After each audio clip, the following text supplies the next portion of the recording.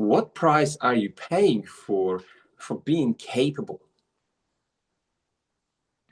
Well, for me, it means that people see me as capable because I live by myself, I work by myself, I'm doing things by myself, I'm living a really comfortable life.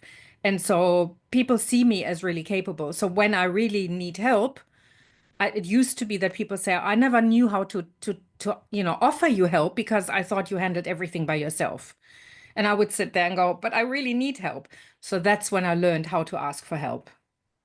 Did you want to give an example, Angela, from your past? I think this is a double-edged sword, and one Mm, is managing things well and yeah. almost inspirational for others.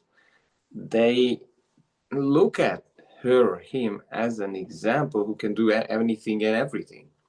Obviously, when it's time to move a location, then there's one person to do everything. So, Yeah. and it's just a story from our past. But uh, how would you put this into perspective? These strengths and inspiration and power in some people, Hmm. yet they still need assistance, and maybe they need to ask for help too.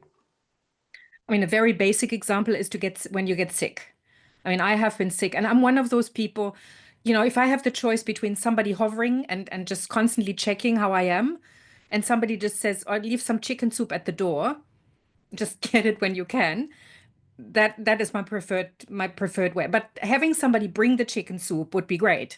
But if people don't know that that's what I need, they can't offer that, right?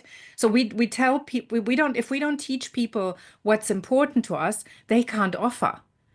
If I don't say I'm really sick, would you be willing to bring me some chicken soup and leave it by the door? No, that's slightly exaggerated. Sometimes you really need to have somebody sit by the bedside. But again, if we don't tell people, if we say business-wise, I need some help, not in the sense of I'm not coping, but I need to brainstorm with somebody. I've got some ideas and, like sometimes my head is so full, I don't know what to do with it anymore. And then having somebody, like you, we could talk about things and so what's going on. But if we don't share this with people, Then you become the lone wolf, and this is mm, where I think a lot of solopreneurs, small businesses fail. They yeah, don't realize that it's not a solo sport to run a business, and collaborations, I believe, the absolute pillars to create sustainable results.